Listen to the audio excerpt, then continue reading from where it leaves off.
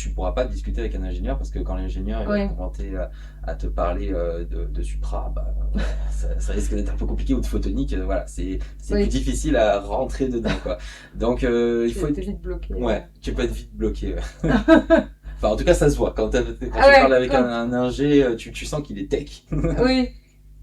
Par exemple, il y a pas longtemps, j'ai rencontré une boîte qui vient d'être montée et le PDG de la boîte, c'est un tech pur et dur. Pur et dur.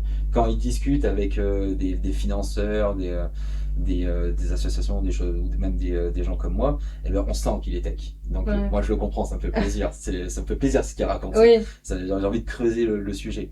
Mais par contre, ouais, quand il discute avec les financeurs et que je suis dans la table, c'est beaucoup plus difficile parce que le financeur, lui, il a besoin de ROI, il a besoin de Mm. chiffres concrets, il n'a pas besoin d'une vision à 10 15 ans. Lui, ce Oui, qu'il veut, c'est c'est quelque chose clair. de concret là maintenant, quoi. Mm. Donc, ouais, il y a un décalage qui se fait.